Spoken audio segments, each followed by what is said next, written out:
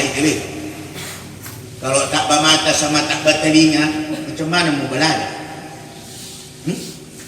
Kalau tak bermata bertelinga bisa lagi berlari. Tapi kok sompat tidak bermata, tidak bertelinga, tidak pula berhati, macam mana mengajarnya? Ada pula orang yang bermata bagus, bertelinga bagus, tapi tak berhati.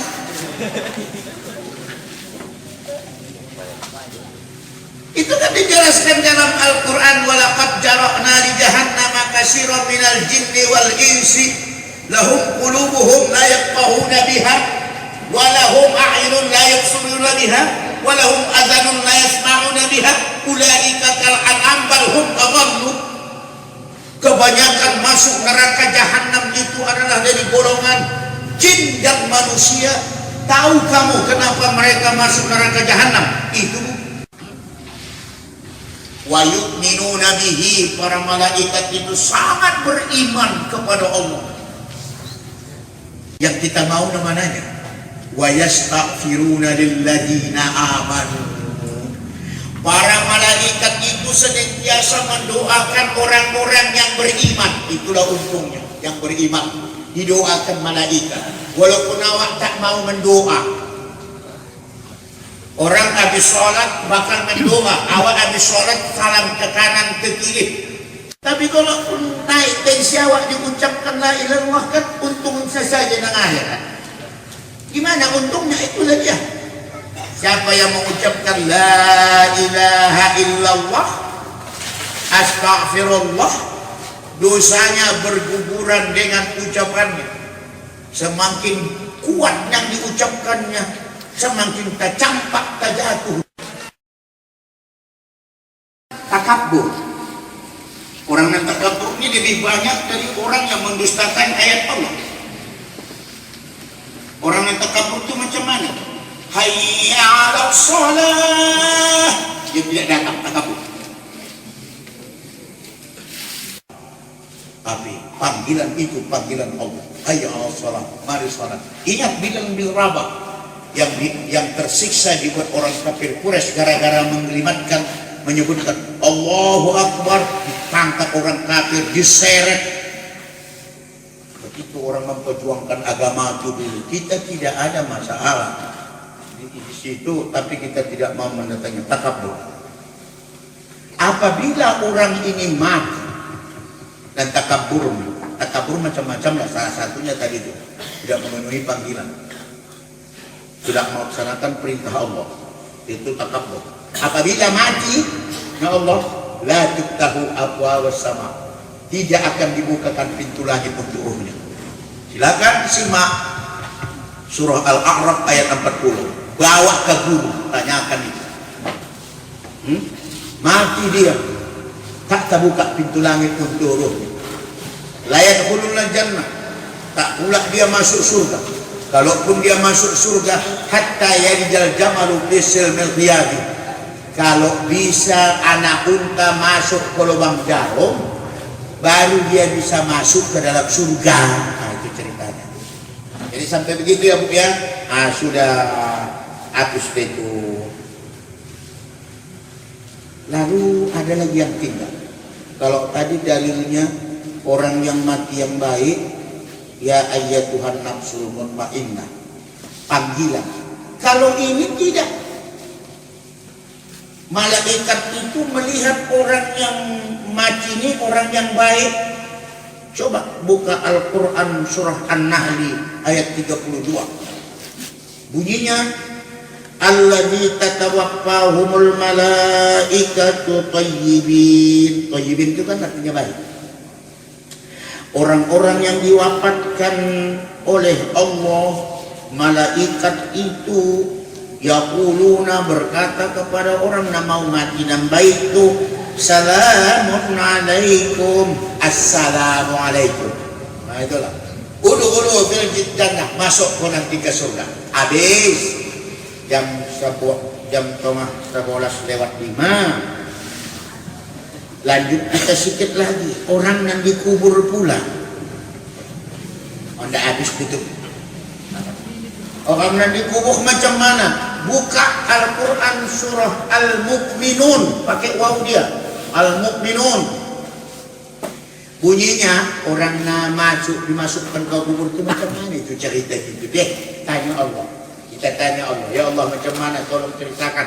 Maka Allah ceritakan, hatta a'udzubillahi minasyaitonir rajim, hatta idza jaa ahaduhumul maut qala rabbirji'un la'alli a'malu salihan fima taraktu kalla innaha kalimatun huwa qailuha wa min waraihim barzakhun ila yaumi yub'atsun. Hingga apabila orang mati itu dimasukkan ke dalam kuburnya, qala rabbirji'un, ya Allah hidupkan aku balikkan aku ke dunia. Baca Quran. Kalau dibalikkan Allah jadi apa itu ya? Hanya langang bocah di situasi ini kan.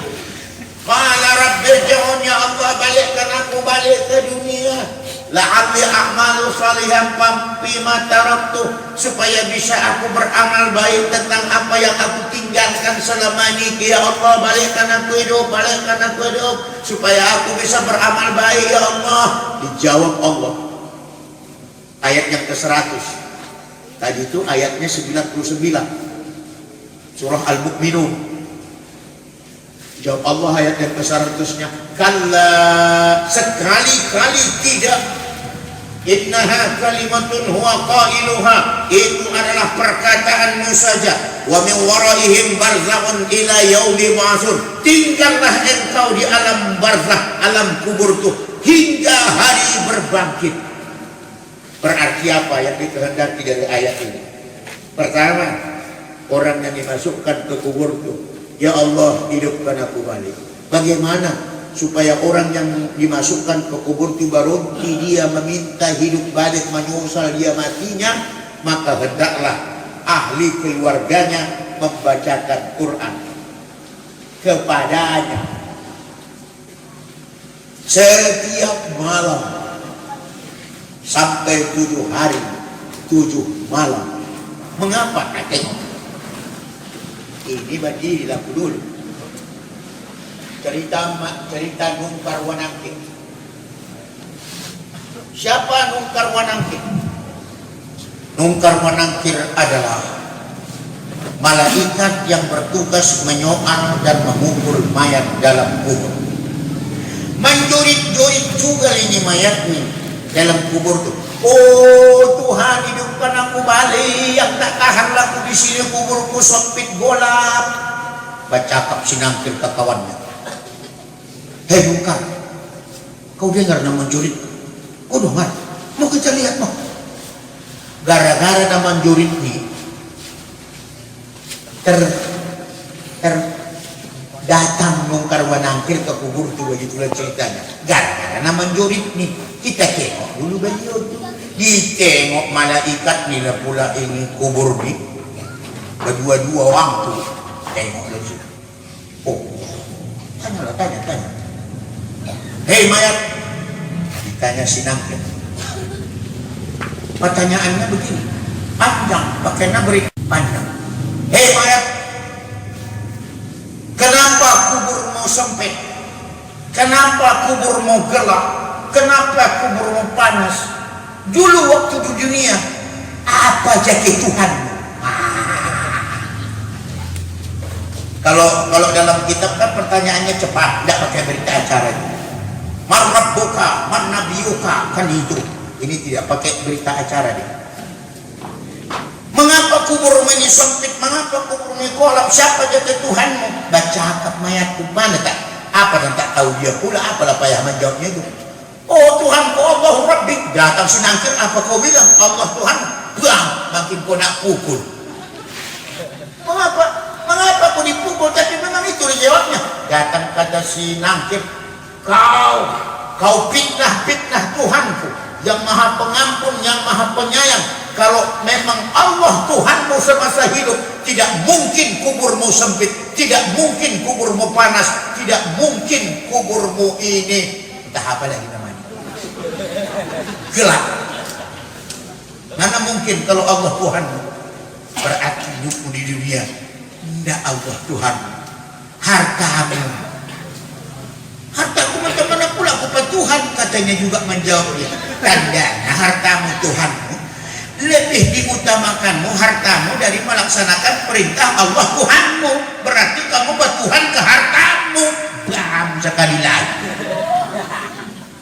Bukan seperti pemahamnya kalau dapat dijawab beres lah. Makin dijawab makin kau nak pukul. Lebih baik awak untuk. Dah. Begitulah cerita orang dalam kubur. Tahu-tahu orang di dalam kubur ini tersiksa, panas. Tahu-tahu makin sehari berkurang panasnya. Besok berkurang lagi. Besok berkurang lagi. Maka ditanya sahabat Rasul, ya Rasulullah, apa yang menyebabkan kubur dia itu berkurang panasnya tiap hari? Maka dijawab Rasulullah, as-sadaqatu litutfi'a an ahliha harral kubur. Sesungguhnya sedekah itu dapat menghindarkan ahlinya dari panasnya kubur. Sesungguhnya anaknya bersedekah, malam pertama membaca kulhu, aqua didamkan anaknya dengan sedekah. Malam kedua pakai roti, malam ketiga pakai bubuk kacang. Malam ketujuh bersedekah lagi anaknya dan keluarganya dengan nasi pakai ayam potong. Bersedekah orang nih. Maka inna sadaqah litutfi'a anha ahliha harral kubur. Jadi sedekah itu dapat menghindarkan ahlinya dari panasnya kubur. Kalau begitu, ayah kita sudah meninggal, omak kita sudah meninggal, bagaimana kita membalas jasa mereka? Bersedekahlah. Dengan mengucapkan apa kita bersedekah? Apakah kita sedekah ayah kedua anak? Begitulah cakapnya? Tidak. Lalu macam mana cara mencakapkannya? Taringat aku inci ayahku, taringat aku amakku. Ikalah sidokah ku dincik nak bagian baru cocok. Kalau disobot ika sidokah ayah amakku kaincik, hah, enggak kena sudah mati jaya. Tapi kalau taringat aku ayahku, taringat aku amakku, dan seluruh si mati kami taringat aku, ikalah sidokahku. Ya alhamdulillah, semoga diampunkan Allah. Nyajenin dosa amakmu, dosa ayahmu. Nyajen. Kalau datangnya baca oce ika sidokah kedua cik na teringat aku ayah amakku. Iyalah terima kasih dana. Tak kepaki je. Tak tahu agama ini. Kau nak tahu tu. Semoga kiranya Allah mengampunkan dosa ayahmu. Nah, terakhir. Karena sudah hampir jam 11. Terakhir. Kita pun begitu. Kita kan kalau ada orang meninggal malam pertama, malam kedua, malam ketiga. Kalau datang air kita minum saja begini.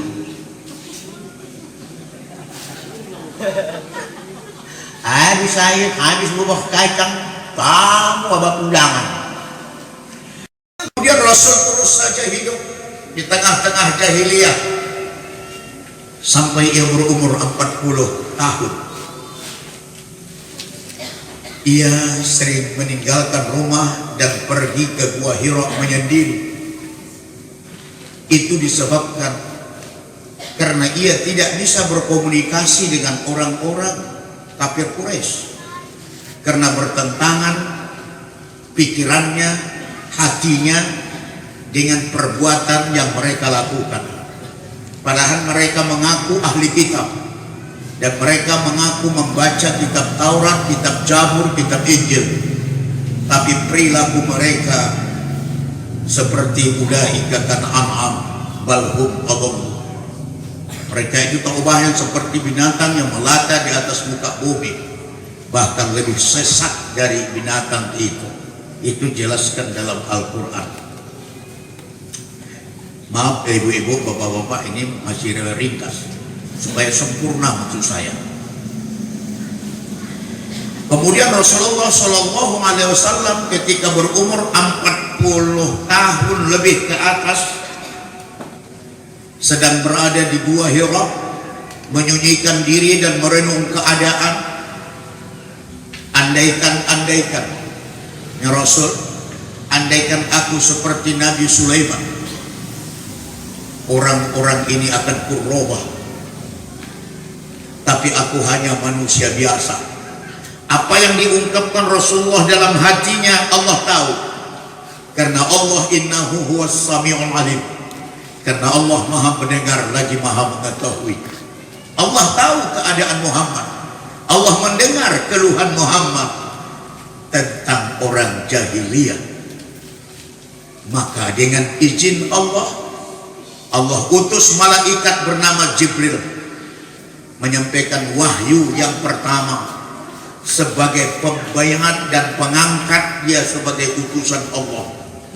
Ayat itu berbunyi, Iqra bismi rabbikal ladzi khalaq, khalaqal insana min 'alaq, Iqra wa rabbukal akram, allazi 'allama bil qalam, 'allamal insana ma lam ya'lam. Saya tidak cerita bagaimana kisah keadaan ketika menyampaikan wahyu, karena waktu kita singkat. Habis dibacakan Jibril ayat ini, Iqra artinya baca Muhammad, baca situasi, baca kondisi, baca keadaan. Kenapa manusia yang diciptakan Allah dengan nama Allah ini seperti ini? Apa kamu tahu Muhammad? Baca. Nah, begitu kira-kira. Paham Iqra itu begitu. Baca. Baca Muhammad. Apa sebab manusia lupa kepada asal mulanya? Apa sebab manusia jahat? Apa sebab manusia beruntal? Karena manusia Muhammad tidak berpegang kepada agama. Nah, di sini nanti tugas Rasulullah kita lihat. Kemudian pulang Jibril, pergi Jibril, pulang. Pergi Jibril, hilang dari pandangan. Muhammad pun pulang ke rumah. Muhammad menggeletar. Dia menggeletar bukan karena kedinginan, tapi Rasulullah menggeletar mengingat tugas yang bakal ia emban, yang bakal ia laksanakan, yang diperintahkan Allah itu sangat berat. Karena pada zaman itu jika kita menceritakan kebenaran, mati orangnya, dibunuh, kalau tidak diculik, kalau tidak dimatikan karirnya. Begitu. Maka tidak ada yang berani membantah pendapat orang-orang ahli kitab yang terkemuka di kota Makkah, yang punya kekayaan, yang punya kekuasaan. Apapun katanya orang ikut, hanya mengiyakan. Siapa yang tidak, terus diamat-amati. Begitulah zaman jahiliyah. Akhirnya Rasulullah tinggal saja di rumah, tidak keluar-keluar, hanya berteman dengan selimutnya. Artinya menyelimuti dirinya,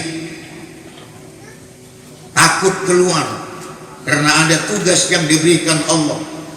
Tapi Allah memanggilnya kembali, datang Jibril dengan menyampaikan wahyu yang kedua yang berbunyi, Ya ayyuhal muddatsir qum fa'anzir. Hai orang-orang yang berselimut, qum bangun, fa'anzir berikan peringatan, wasyabaka fatahhir bersihkan pakaianmu dari kemusyrikan. Maksudnya pakaian itu bukan pakaian badan, baju, celana, bukan, tapi peganganmu bersihkan dari kemusyrikan. Wasyabaka fatahhir.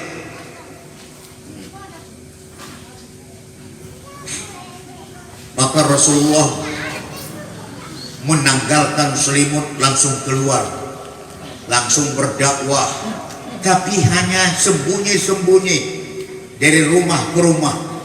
Rasul menanya, itu rumah siapa? Apakah dia penganut kitab Injil atau kitab Taurat? Orang-orang itu bilang, iya, dia penganut kitab Injil dan penganut kitab Taurat. Rasul datang ke rumah itu. Waktu itu belum diseringatkan ucapan Assalamualaikum, tapi pada waktu itu masih ucapan salam, karena berasal dari Nabi Ibrahim, salamun ala Ibrahim fil alamin, salamun ala Nuh fil alamin. Assalamualaikum belum.